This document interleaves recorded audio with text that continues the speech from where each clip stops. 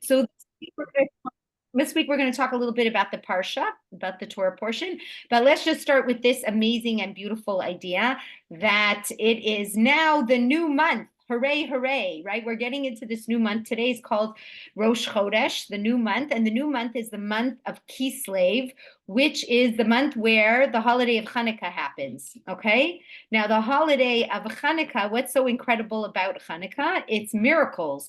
So what you're looking for, that this is a month of miracles. So I'm really, really praying, and I'm sure all of us are, that we can see some incredible miracles this month and see the end of all these terrible wars, and that, hopefully the Messiah should come. That would be our number one. But at least please Hashem just to bring peace to Israel and all the hostages to come home. So this is that month of miracles, a month of miracles for all of us. And when you have this new year, what's interesting is it comes out with this parsha.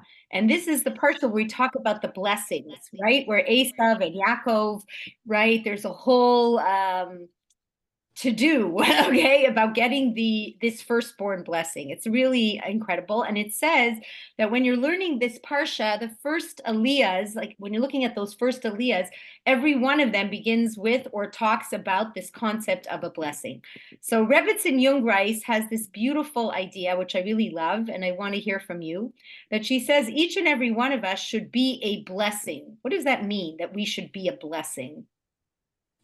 You are going to have to unmute, ladies, because I am not going to answer this question because I know you could think of some ideas. So what do you think? What does that mean, that you should be someone's blessing rather than someone's curse? Okay, so you should be kind and considerate and generous and giving.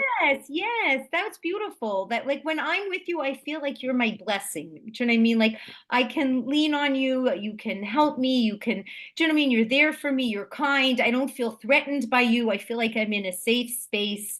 All of these ideas. So it's a beautiful idea. Like, sometimes we're always thinking about the whole world has to give us a blessing, but there is another flip side to this coin, that you can be someone's blessing. That people can, like, when you come in, they're like, does anyone here have someone in their lives that they kind of feel like they're their blessing? Like, I can be me. I'm not going to get, told off, or they're not going to say, well, really, they're just going to let me be me, and that's a beautiful reality. That's being someone's blessing. Another way that you are a source of blessing. Anybody have any other ideas of how you could be a source of blessing to other people? Any other ideas? Cecile, I'm so happy to see you. You came nice, bright, and early, so I'm very happy. So another way you could be a source of people's blessings is for you to actually give blessings, like to go a real mazel tov, and I really wish you nachat, and thank you so much, and I'm so happy for you, and I wish you this, and I wish you that. That's a real source of blessing, right? And the Torah tells you, don't take those blessings for granted. Like, the Torah tells you, sometimes the blessing of a very simple person, when it comes from the heart, is more valuable than a blessing from a great righteous person who's just like, okay, you're the 10th person who lined up for a blessing. Okay, bless you, bless you, bless you. You know what I mean? So it's just something for us to realize. So you could be that source of blessing by being that wonderful person in someone's life. You could be that source of blessing by literally blessing people from your heart. And you could be a source of blessing if you bring the Almighty into your life and into lives of other people. That can also give blessing. All right. So this was a real blessed week, like a real blessed Shabbos. It was a real blessed Shabbos, because Shabbos, they say, is the source of blessing.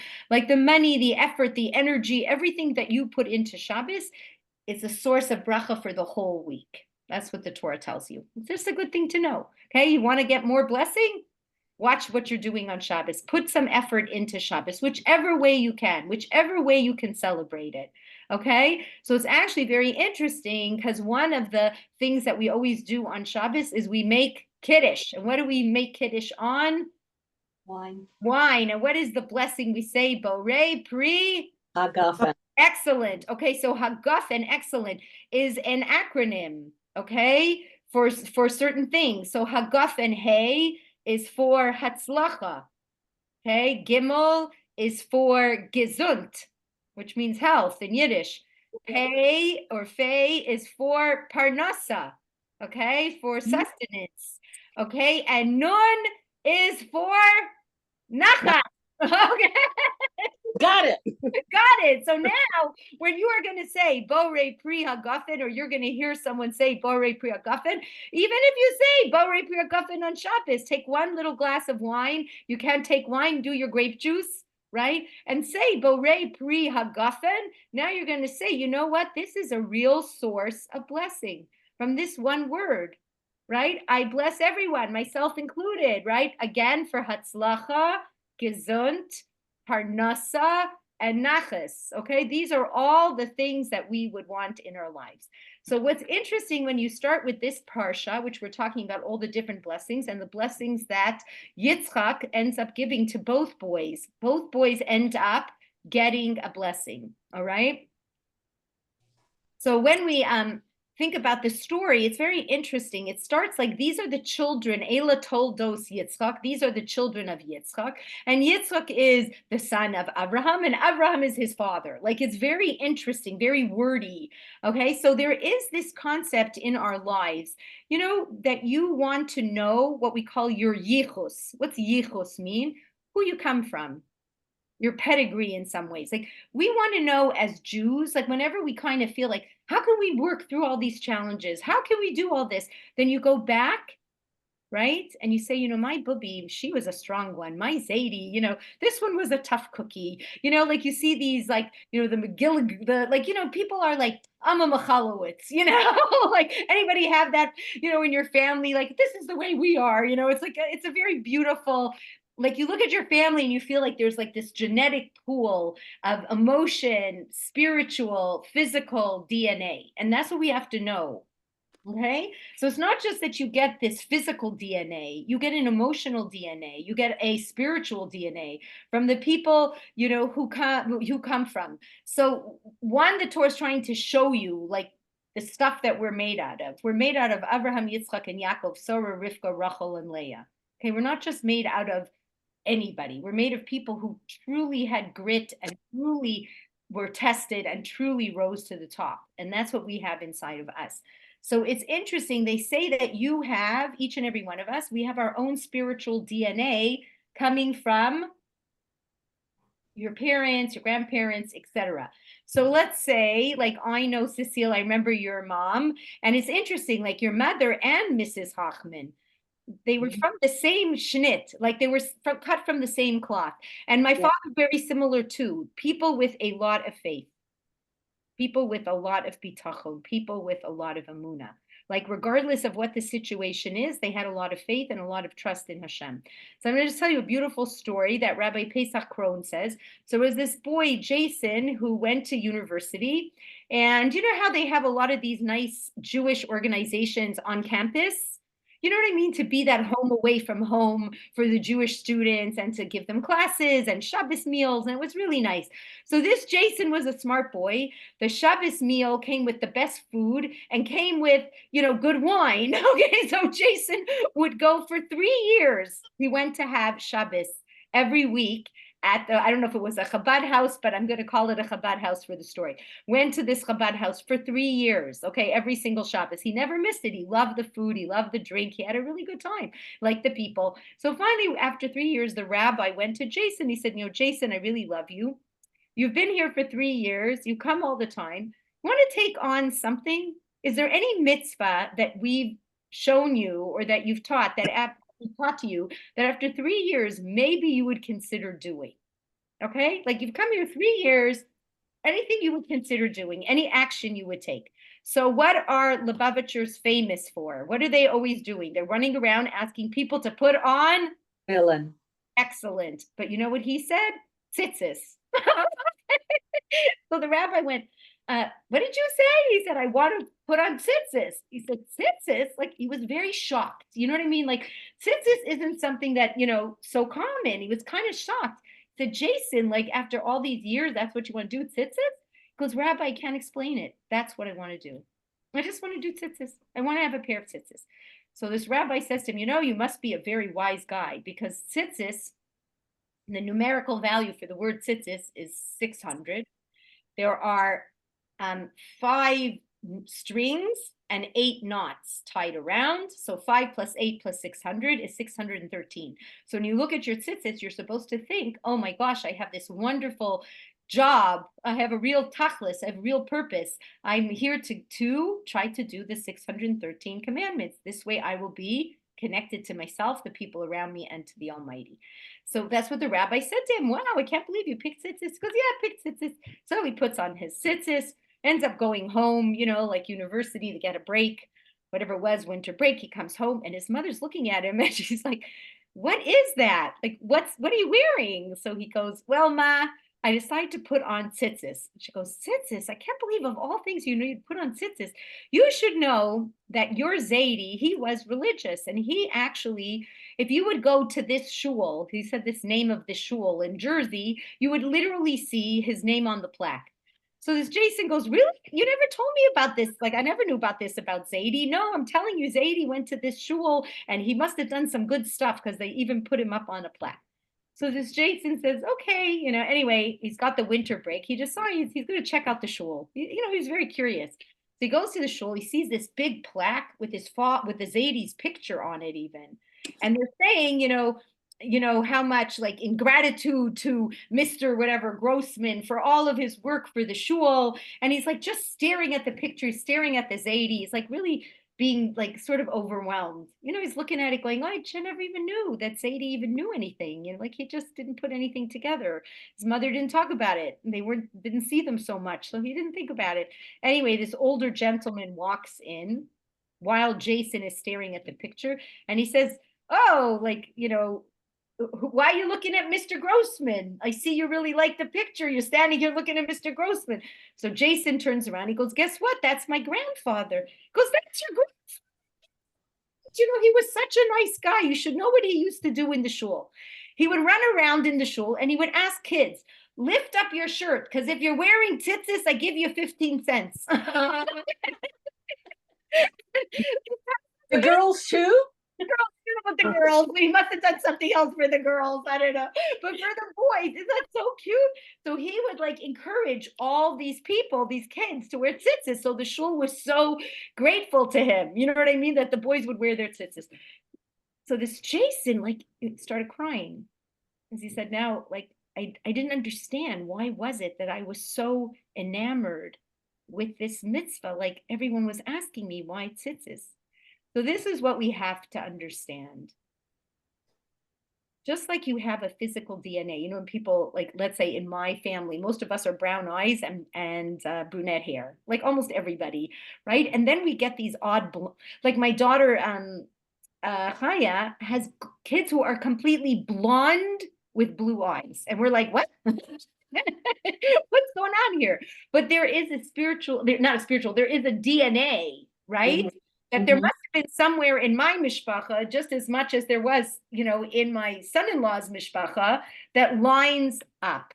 And that's what we have to see. Like sometimes when you have your spiritual journey, you're sitting, you're learning Torah, you're doing things, you're wondering like, where is this all coming from?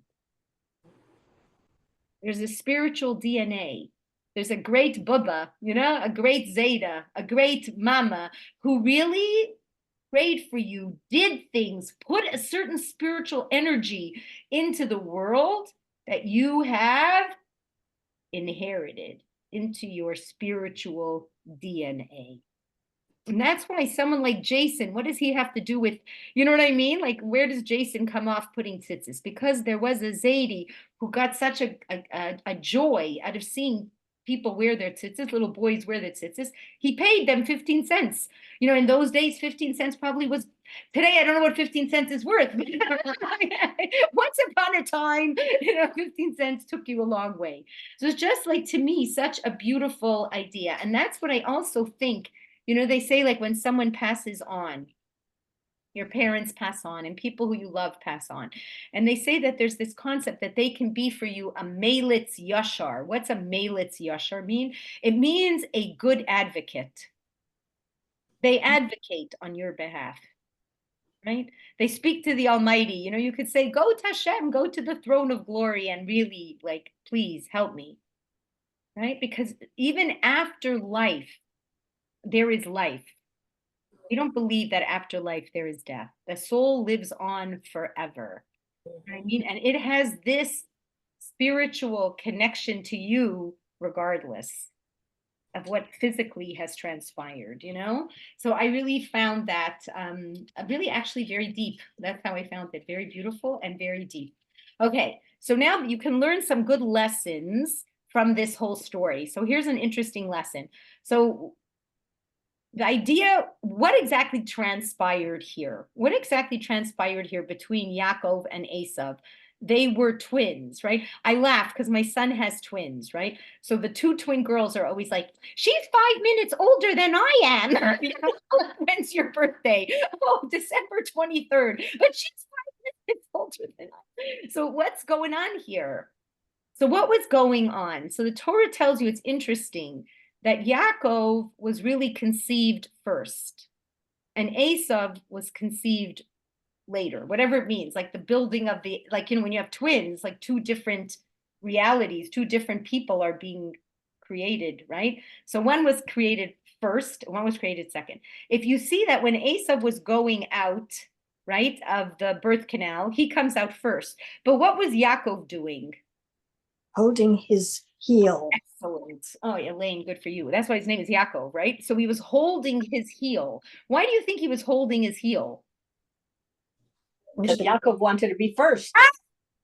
That's exactly right. What was the big blessing about being the Bechor in this situation? Why was like being first such a big deal? Because you were the heir. Okay. So it's interesting because you were the heir. And what was the heir here going to inherit?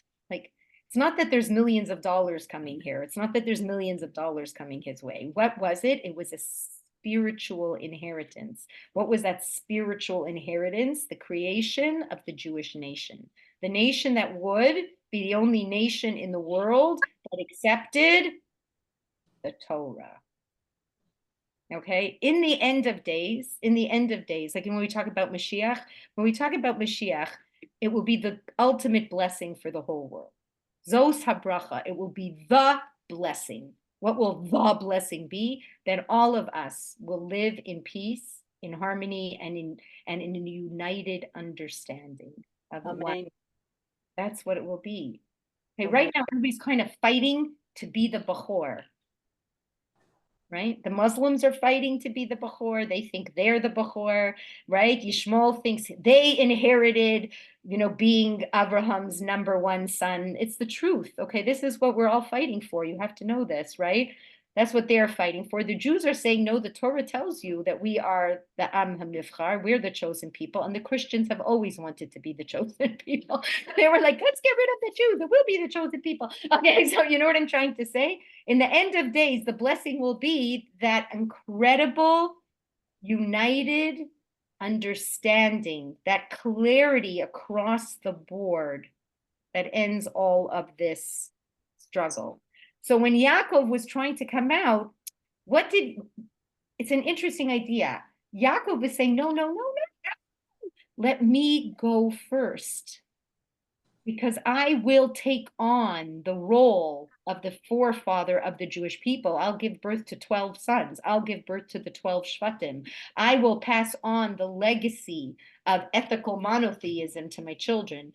In the end, that's the sad part of the Yaakov Esav story. And this is what I find it really it's hard. Because imagine if you have two children, right? And you're hoping that they both potentially become amazing, right? Nobody wants a kid who, ends up being a hunter and wicked and sleeping around and doing all these terrible things. Nobody wants that, right?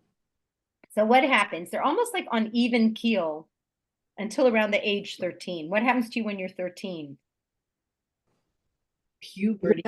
Yes, you become a man. Puberty, 100%. No, I'm being real. It's a real reality. It's not a joke. Okay, it's real. Okay, so you become a man, puberty, the Torah tells you you actually get a conscience. Isn't that interesting? Now you have to make free will choices. Now you have a conscience. Is this right? Isn't it right? Is this good? Is this bad? Until then, you're really kind of following whatever your parents told you or whatever your environment dictates to you. But you don't have that brain power, you know what I mean, to actually make a clear, decisive decision that comes from the true you. So when it came to the bar mitzvah, what happens?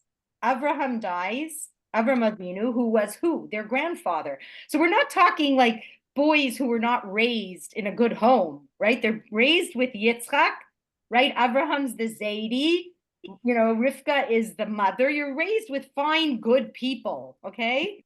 Right? Raised with fine, good people. But what happens? It's 13. Now I can make my choices. And what choice does Esav make? Not interested. I'm not. I don't want to carry this big, I don't want to use the word burden. I hate using that word, but I know it sounds like that. It's a responsibility. Okay, to be a Jew is a responsibility. That's all. There's a different expectation. So it's a different responsibility. So Esav's like, I'm not interested. How do we know he's not interested? You see, when he tells him, look, I have this, like he comes in from hunting. I'm starving. I just want to eat right now. Just give me from that red stuff, And it's interesting. They actually change his name to Edom. Like Esav ends up being called Edom, which is like, what is it? It's like instant gratification. It's a big material, living for the material, living for the physical. Give it to me now. I want it now. And he actually says this. So Yaakov says, are you sure? Because if you want it, Yaakov is saying to himself, I got to save the Jewish people. I got to save the legacy of Yitzchak. I got to save it. So you know what? I'm going to make a real deal with you. If you don't want the Bechor, then I'll switch. You can have this yummy soup, eat it, Gesundheit, but you give me the rights to being the Bechor. Right? So what did Esav say? Go ahead, take it. What do I need it for? Because what was being a Bechor? What was the big inheritance? The responsibility of being a light unto the nations, right? Responsibility of working in the temple. Guess what? Esav said, I don't need it. I don't want it. It's very interesting. This idea of eat, drink, and be merry? It's quoted out of the Torah. It says, what do I need it for? I'm going to eat, drink, and be merry. Because guess what? Tomorrow I will die. And if you give me all these responsibilities, it's a good chance I'll die early. Okay? I won't be able to handle them. I don't need it. So what's the funny part of the whole story that makes people like a little crazy? What's the funny part of the whole story that just makes us all so crazy? Is you kind of wonder, why did they just up front tell Yitzchak? You know what I mean? Like I always wondered that. It really bothered me. Like it always bothered me. Why didn't Rivka just go up front, tell Yitzchak, you know what? They made a deal and Esav can't get this and blah, blah, blah. It's just an interesting reality. Like you would have thought that she could have been open. But the Torah tells you that Yitzchak was never given the insight or the prophecy that Esav would be one kind of person, one kind of nation, Rome and Western civilization. And then there would be the Jewish people. He was never really given that prophecy. It was only given to Rivka, and Hashem never said to Rivka, and now tell it to Yitzchak. So she never told him. And what was Yitzchak really wanting so badly? What would every parent want? Nachas. Nachas from both kids. So it's interesting that the Torah tells you he was blind. So what blinded him? Besides that he physically his eyes were very weak. What also blinded him? He so badly wanted Esav to be good. Lahavdil 100 times. But right now, do you know that Joe Biden just pardoned his son? Yes. Not. That's how you know the world is completely upside down. Mm-hmm. Yeah. He just pardoned his son. I know. That to me is the same. It's like blind. Do you know what I mean? Being so blind to the whole story. And when someone is like, he's a heroin addict. When you're a heroin addict, like you have to realize how can a heroin addict ever recover? Only if he hits rock bottom. And obviously he has never, ever let him even come close to rock bottom. So has he done a good thing for his son? No. Oh. Mm-mm. A big disservice, not only to his son, but to the entire country. Absolutely. And to the entire justice system. You know, like when they have that, justice is Yeah. blind. No, it isn't. Not at all. Do you see what I'm saying? So Yeah. this, I think, is what happened in the story. So the Torah tells you something very interesting, just for all of us to know, heads up. So it says like this, that when Yaakov didn't really want to go in. Like Yaakov said to his mother, like he was a man of emes, like I'm emes, I'm like a truthful person. I'm Torah. I don't like this idea. Like I don't want to go in and do this. I'm very scared. And if the father catches me, then he's going to curse me instead of bless me, and it's going to be such a bad thing. So first of all, what's every Yiddish mama? This is so typical of every Yiddish mama. Every Yiddish mama says, you know what? I know this is scary, but I know from Hashem, right, that you're supposed to be the one who's the Bechor. You're the one who's going to carry on this legacy. So I will take any negative consequence on me. One of my kids, they were just freaking out before they had to get married. It was like just so hard for them. They had such a hard time making a decision, but they had already, like, they were committed, and we were supposed to have like the vort, right? And one of my kids is going, I can't do it. I'm like, calm down. It's all going to be good. She goes, I can't make this decision. Could you make this decision for me? So I said, yes, you can do this. And she went, and I said, because I'm your mother. So you could see Rivka like sending in Yaakov, and Yaakov going, Mom, I can't do it. And the mother going, don't worry about it.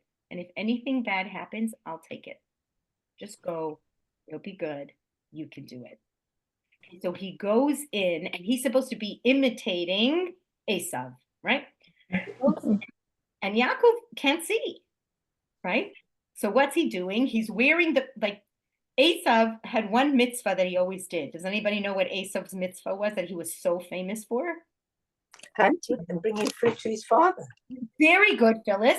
He would hunt. He'd bring food to his father. Kibud of the aim. What does that mean? Like really respecting his parents. So when he would bring food to his father, he would dress up. And he had a beautiful coat that they said came from Gan Eden, came from Adam Harishon. Okay, beautiful, beautiful coat that he would wear. So when he came in, sorry, I just want to shut something off. When he came in, Yaakov was wearing the coat. Okay, he had the food all prepared. He brought it to his father, and the only way Yitzchak figured out that something was up was by the words that he said. He said to his father, please get up and eat. And already Yitzchak went, wait a minute. I'm not sure this is Esav, because Esav would just say, get up and eat. Because Yaakov said, please, it already started making Yitzchak go, wait a minute, this doesn't make sense. And then he said to him, wow, you got here so quickly. He said, yes, because Hashem helped me. Then he went, whoa, this ain't Esav. Okay, Esav didn't talk like that. So he says to him, could you come a little closer? I want to feel you, because when you're blind, what's very, very, very acute? Sense of touch. Yes, your sense of touch. So he touches him, and she had put on him, he was very hairy, Esav. So she put on Yaakov like sort of like skin from an animal, you know what I mean? So that when he touched him, he went, it was very interesting. What does he say? He says, oh, these are the hands of Esav, but it's the voice of Yaakov. So what does this teach you? Sometimes you could be dressed, like what is it, a wolf dressed in sheep's clothing, right? So you have to be very careful. How do you find the wolf in sheep's clothing? By the way they speak. Sometimes people can be dressed, they look so refined, or they look like they're, you know what I mean? You're dressed like whatever, and whatever you're dressed like, you're dressed up. But, sometimes you can even see that with doctors, like you want to cry. Like you think of someone's dressed as the doctor, he comes in, he's the specialist. And what do you expect? Compassion. And instead you get the worst bedside manner ever. You know what I'm talking about? You get I do. Yes, you know, we all know this. So this is what the Torah is trying to tell you. It's very interesting. The Torah is trying to tell you that the Torah is trying to tell you that you have to be very careful that your persona should include the way you speak. In fact, I find that very sad today. Like once upon a time, your president spoke with dignity and they didn't swear. Today, like anyone, no, do you know what I'm talking about? Anybody know what I mean? Everybody uses such foul language, no matter who they are. Like there's like no dignified way to speak today. And it's really sad. So that's what the Torah is trying to teach you. The Torah is trying to teach you, like, you have to, the person, your actions and your speech should match up. I thought it was such a nice idea. So then I just gonna like end with this, which I thought was also very beautiful. So here's the other ending story. The ending of the story was like this. They say in the end of days, Hashem will say to the Avos, to Abraham, to Yitzchak, to Yaakov, say, why should I redeem the Jewish people? Tell me why. They're my children, but they're so lost. They've done so many crazy things. They're always running from me. Why should I redeem them? So Yitzchak's going to say, you know why you should redeem them? Because I loved Esav till the very end. Although he was so not the son I wanted, and although he married non-Jewish women, he did not that people were Jewish, but he married outside of where they wanted the girls to come from. He married outside of this. He did like terrible things. He gave his parents a lot of tsuris. He really did. Like he shortened their lives. He gave them a lot of tsuris.